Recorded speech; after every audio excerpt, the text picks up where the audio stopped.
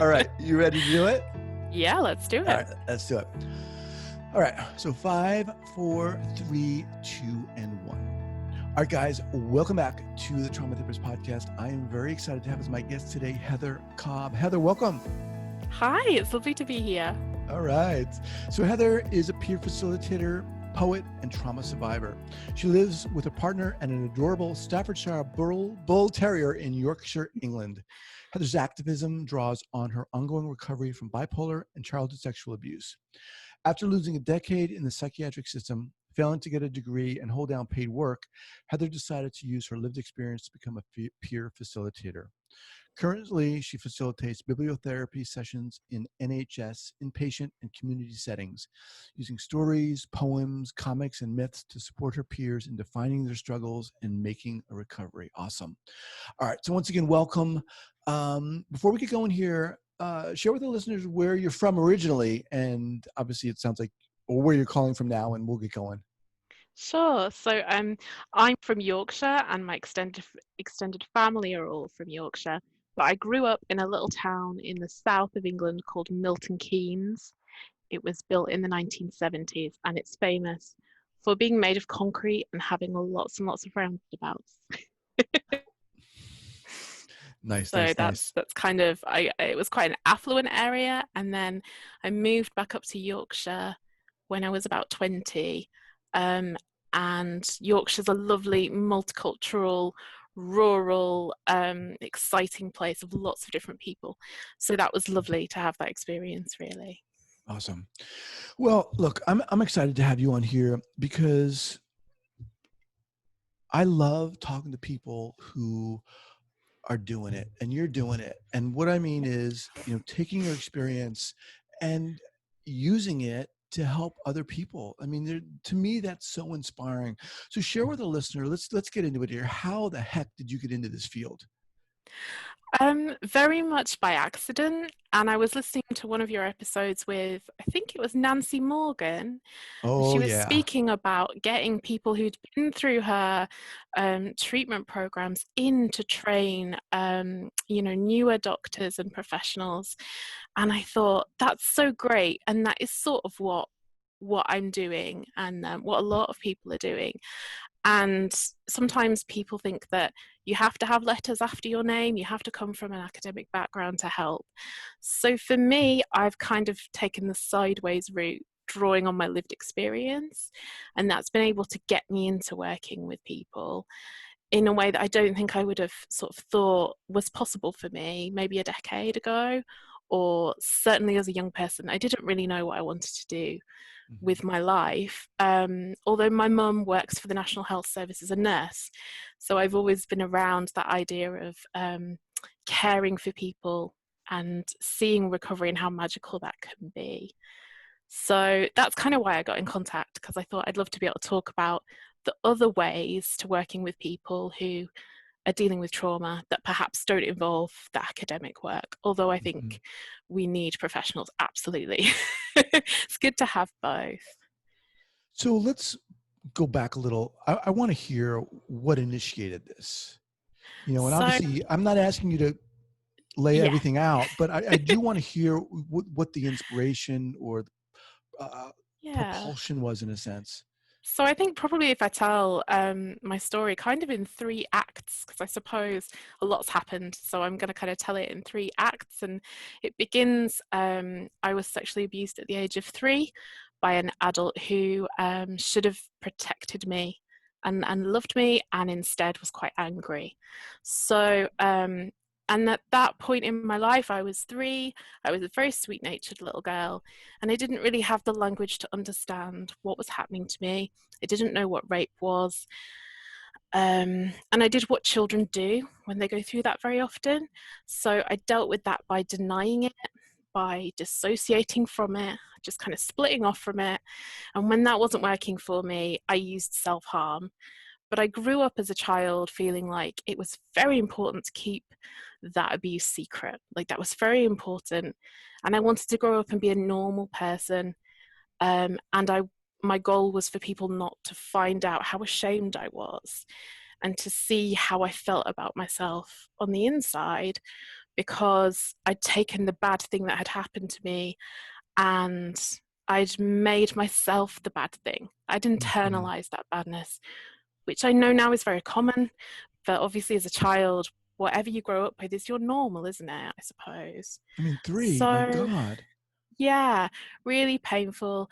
And my parents were dealing with their own problems. There's quite a lot of untreated trauma in our family. So there was bereavement and depression and alcohol problems. And they were working very intense jobs and raising 2 children. And they just moved away from our extended family in Yorkshire. So there wasn't an adult to tell, and I didn't have the words to tell, which again, I think is very common. Most survivors of sexual abuse, there's a good decade goes by before they tell on average. So that's how my life began.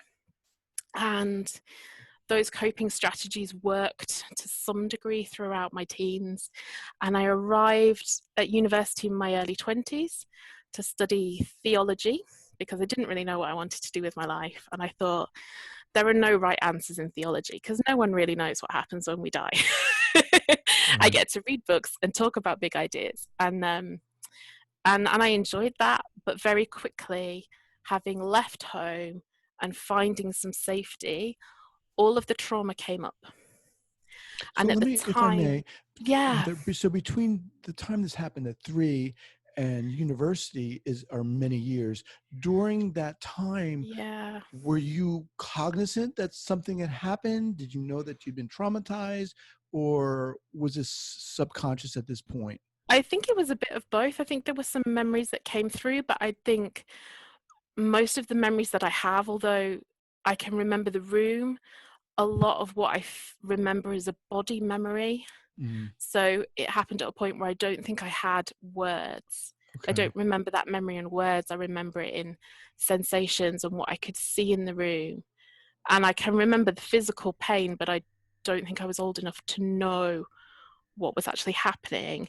And in order to kind of survive in my family, I needed to forget as much as I could. So when I started to have trauma symptoms come back up, I didn't know that's what was happening to me. Mm-hmm. And the level of stress I felt quite quickly manifested in a kind of a sort of was reading a lot of religious texts, and I wasn't sleeping very well, and I was drinking because I was at university. And I felt like I'd found a secret in a book, like a big secret. It was very important. I couldn't put into words what the secret was, but it was very important. Other people didn't know what it was. Maybe people were after me. Maybe people were talking to me through the television. And it quite quickly got quite frightening. So I went to the doctor at the university campus and they referred me to a psychiatrist. And I was given antipsychotics and diagnosed with schizophrenia at the age of 20. So I think the turning point for that first part of my life really was when I was 21. I was hospitalized a week after my 21st birthday. And the senior consultant sat down in the meeting with me and said, you have schizophrenia. People don't get better from schizophrenia. You'll never marry. You'll never work. Oh You'll boy. never have children. The best you could hope for would be that your family will care for you for the rest of your life and you won't be in an institution. That's kind of the prognosis, really, which I'd not heard about the critical psychiatry movement. I hadn't found the hearing voices movement. So I kind of took that with the kind of seriousness you would take it if an oncologist said that to you, or another kind of medical doctor said that to you. I thought, gosh, my life is over. Mm-hmm. But I didn't feel mad. I didn't understand what was happening to me, but I knew there must be a reason for it. Like, it didn't just come out of nowhere. So I was very lucky that I had an outpatient psychiatrist who referred me for some psychotherapy and some dialectical behavioral therapy, because at that point, the fact that I was self-harming kind of led doctors to feel like perhaps this was a personality disorder. We don't really have complex post-traumatic stress disorder as a concept over here in England. It's very common to be diagnosed with a personality disorder. So I spent probably about 7 years in and out of hospital, in and out of group therapy, in and out of quite abusive relationships, because that was my normal. And every few months I'd crash out of a job, crash out of where I was living, end up temporarily homeless, and that cycle would continue. And although I was in psychiatric treatment and it was helping a bit, I just couldn't get it together. So at 25, I'd reached the point where the local health service said, we've kind of given you everything we've got. I think this is it now, like where you're Had there at. been, up to this point, had there been any exploration or talk of possible trauma, of possible sexual assault, of anything like that from any of the therapists I think, and so yeah, forth? some of the DBT therapists has kind of explored some of the difficult relationships I was having as an adult and said, well, consent, is that a concept you're aware of? And I was like, no. And I'd had sex quite young, in my teens. I think I was 13 when I started having sexual relationships with men. Often they were older. So I think possibly flags were raised with therapists, but nobody ever said, is sexual abuse something that might have happened? Nobody asked about that, which I think is a blessing, because when the memories came back, I knew they were mine because no one had suggested it. Mm-hmm. I spent a long time kind of like, something's very wrong and I don't have a name for it, but I'm suffering and I want to fix it. How do I fix that? So I ended up in a group where I learned to put together a wellness recovery action plan. And that was the first time I'd come across the concept that you could care for yourself and that your mental health had degrees of severity, and that you could look at the early warning signs and you could action plan triggers, and suffering didn't happen to you. It was something that you had a part in, and that was an empowering part rather than like, I have to fix myself, I have to get it together. So that was really life-changing for me. And I think from then on, I managed to live independently. I found a good relationship with a good man, and we've been together for 7 years now. Nice. And I think really, as I gained safety, the trauma memories of the abuse came back, and I began to talk about those and find a psychologist who could help me. And at that point, I thought, I don't want anybody else to be on their own with this. I think it needs a meaning and a purpose. And part of that meaning and purpose is to go and do peer work with other people, which is kind of how I've ended up here, really. First of all, thank you for sharing that story. I mean, it's tragic. I mean, there's no denying it. Yeah. What comes out is, from this vantage point, it seems like you've really kind of moved with the way things have happened to you. You've almost, I don't know, kind of bobbed and weaved with things, and really seem to work through them in a sense. And not that, I don't know, work through is the right phrase. It kind of implies that things are done and over, but you seem to have definitely done the work. Let me ask you a question. When you said you were diagnosed with schizophrenia, was that accurate in terms of the degree of your symptomatology? Were you experiencing that severe of symptoms? I think because I didn't know that a lot of those symptoms were connected to the trauma, I didn't have that label for them. I think they probably did appear from a clinical perspective to be psychosis. And there is a family history of bipolar disorder in my family, which I was not aware of at the time.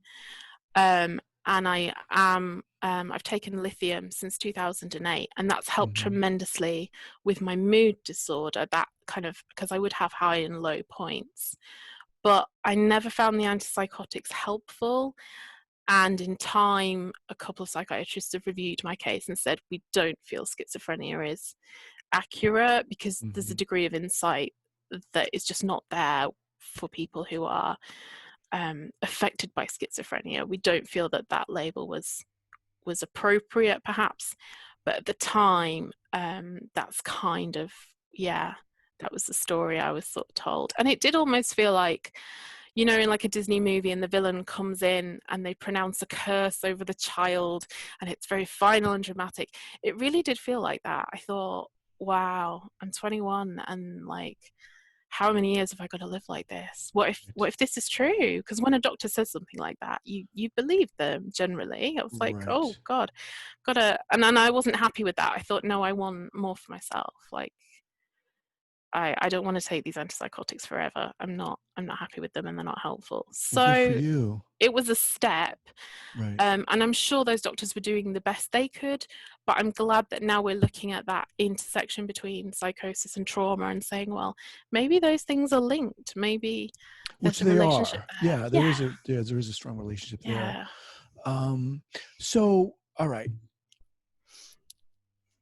When did things start to click for you in terms of the treatment you were getting, and you starting to say, you know what, I want to start helping people? And we can talk about what helping means for you. But yeah. how did that unfold? I think it really began when I was having treatment. I was going through dialectical behavioral therapy and psychotherapy, and I couldn't work. And I've always been a very driven person. School was like a haven for me, and it was the place where I got affirmation from adults who were nice to me. So I always envisaged having a career, and I had two parents who were quite career driven. So I began to volunteer because that was the thing I could do. And it would keep me going until I wanted to apply for a job. I'd have something on my CV. And I suppose often when there's something inside yourself that you need, you find yourself wanting to give that to other people. The thing that you're missing, or the thing that you didn't get, you think, I want to try and give this to other people. And the city I was living in at the time, Bradford, is one with quite a lot of deprivation and mental illness, and homelessness. So there were a lot of places to help and to do that, Mm-hmm. really. Um, but you know, I hadn't studied anything particularly relevant. I didn't have any relevant experience other than personal experience. So that's a different place to come at that, really, isn't it? Yeah, it is. And it's kind of, it's interesting to hear you say, I didn't really have relevant experience except for personal Yeah. experience.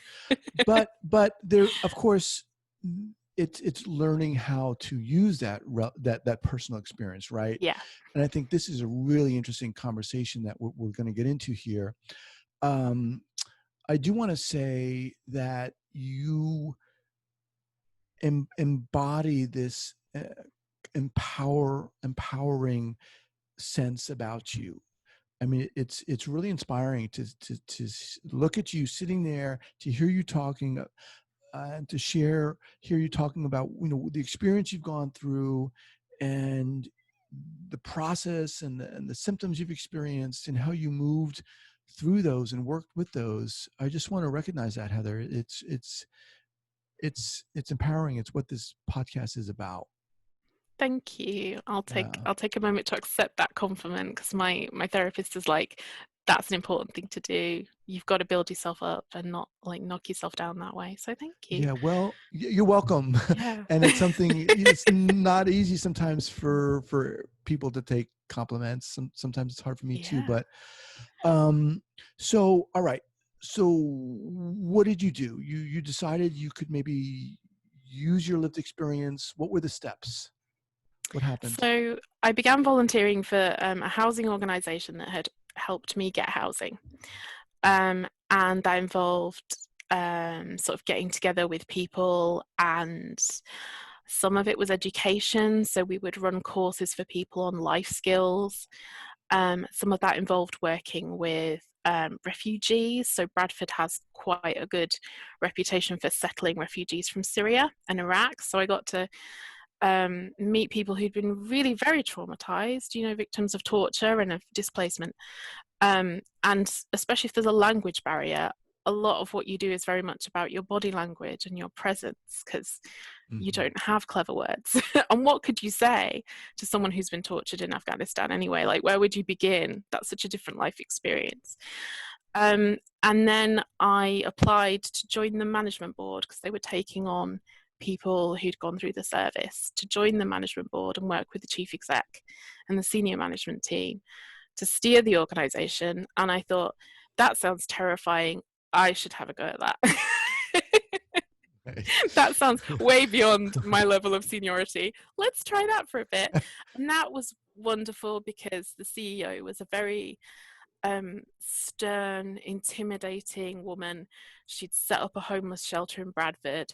She's kind of a bit of a Meryl Streep, you know, that very not unkind but intimidating woman. And I spent a lot of time saying, oh, I'm just the client member of the board, I'm just the service representative. And she took me aside one day and said, Heather, you are the equal of everybody here. I chose you because you have skills, not because you're disadvantaged. Like, step up to, like, you don't have to do yourself down. Which was very challenging. I kind of went, okay, I'm sorry, I'll do it.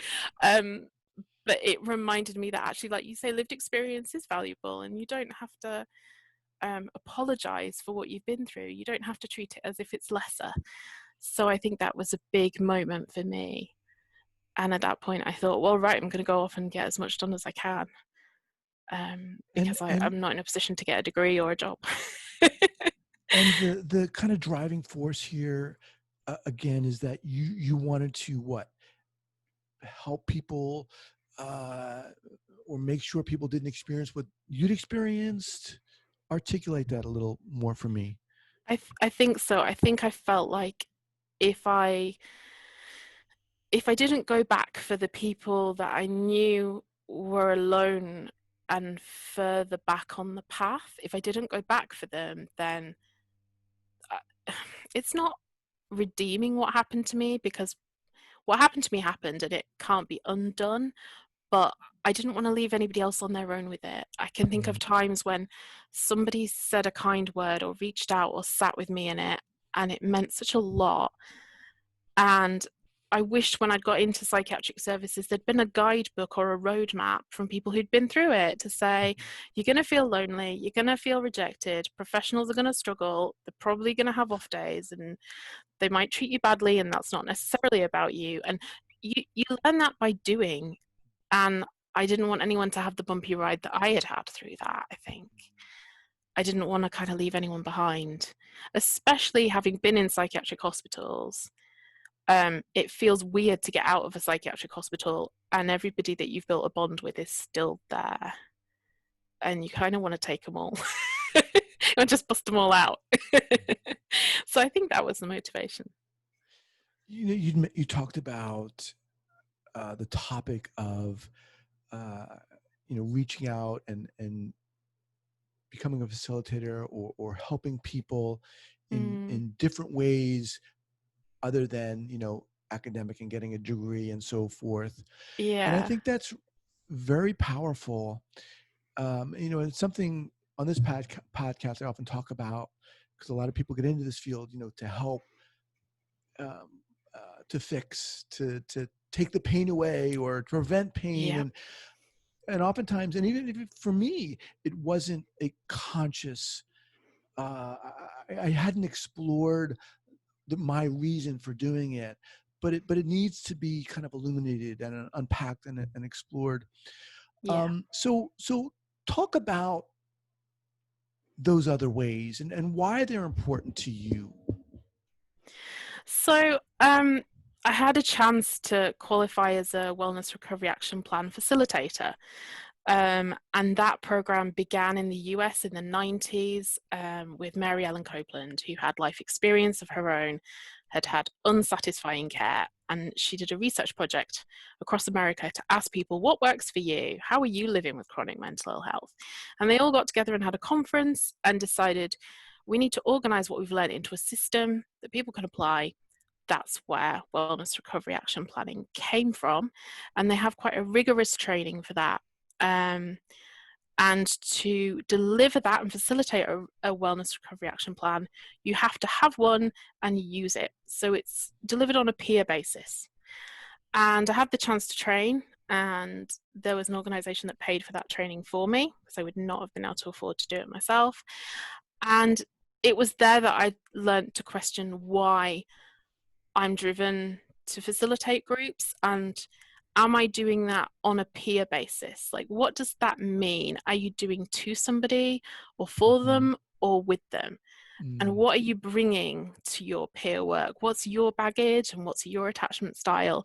And then think about the group and to examine those dynamics. Because I think even as a peer worker, you do need to have some rigor about the way that you work. Like, you need to reflect on why you're doing the work that you're doing and the impact it's having on you as a person. So that's where I had a bit of discipline, I suppose, around the way that I worked. Because before it was very much like, I have a big bleeding heart and there's a lot of people that need help, so I'll just get stuck in.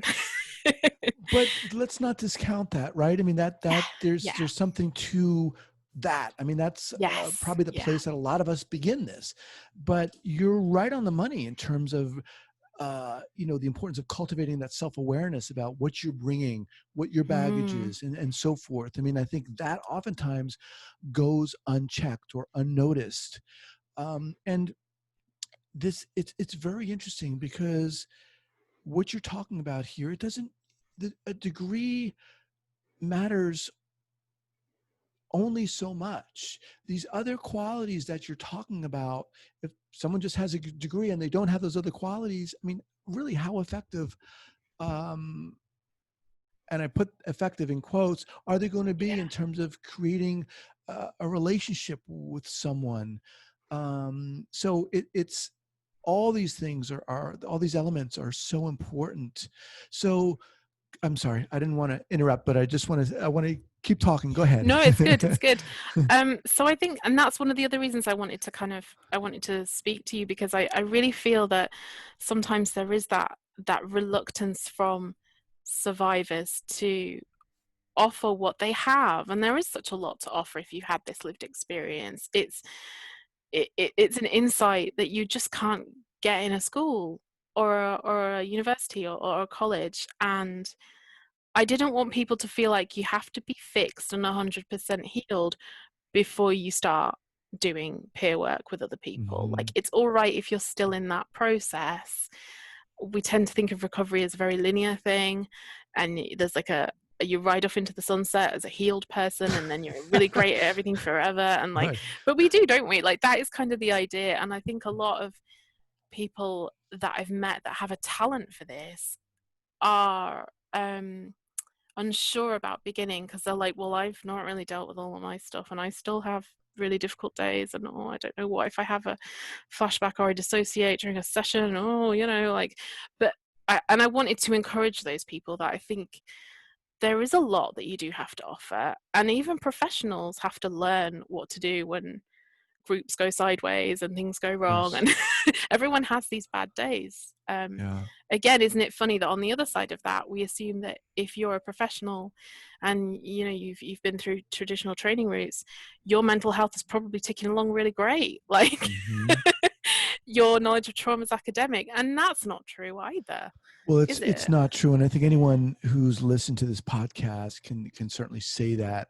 Absolutely. Can really understand that, right? And it's very easy, I think, to assume that maybe because someone is in the mental health field or has a degree that they've got it all together, and it's certainly not the case. And but I love what you're kind of focusing on, and kind of empowering again people to honor their lived experience, and to maybe give them a little nudge to say, it is valid and you can help. Yeah. There are places for you to help. Let me just remind everyone, I know we're kind of winding down here, but I'm speaking with Heather Cobb. Heather, what's the best place for people to get in contact with you? The project that I'm doing at the moment for bibliotherapy, which is using books and the written word to support people's wellness, we do that on a peer basis. You can find that at Bibliotherapy Kirklees on Facebook. I can send you links for that. I'm writing as part of the Mad COVID Diaries project. I can send you a link for that. But that's people writing about their lived experience during COVID and how they're dealing with that. And for our project, I've started a bit of a podcast. I think we're about 10 episodes in. It's a very wobbly, imperfect early attempt. Podcasting is really hard, isn't it? Like, it's really tough. Well, look, come on. I mean, I think you certainly have the gift for sharing what's going on, and Thank you. that's the gold right there. What's the name of your podcast? It's Words in Mind Pandemic Pod. And I talk about bibliotherapy, and I interview people who are doing stuff during this pandemic to try and make things better. So we've just been speaking to somebody about their focused mindfulness practice and the free sessions that they're donating to carers and people who work in the care industry in our county. So I think we spoke to a storyteller last time. So all kinds of people, really. Awesome. Let me ask you this. Obviously, there's a lot to talk about, and I'm going to have you back. But sure, I'd love to. Before we go, I do want to ask you something. So there are a lot of therapists listening to this. There are a lot of survivors listening to this. But for those therapists out there, what do they need to hear from your experience, from someone with lived experience who's kind of straddling the fence in a sense, right? Of having the lived experience and facilitating. What do you think therapists need to hear, and maybe even therapists just starting out? I think don't underestimate the power of your presence and your humanity. So a lot of the really the memorable moments that I can think of, whether I've been in a hospital or I've sat in a waiting room or I've been seeing a psychologist, have been the moments when someone has just offered their presence as honestly as they can. Like, it doesn't necessarily mean that you have to tell me personal information about yourself or that you have to try and share your trauma, but if you're just really there in such a human way, that's missing in so much of mental health and trauma sort of care. Mm-hmm. And if you can find a way to do that that's natural and comfortable and grounded for you, that's probably the most important thing you can do for somebody that doesn't feel safe. I think if you can role model that for somebody and offer them a chance to be in your company when you're in that state, I think that's massively important.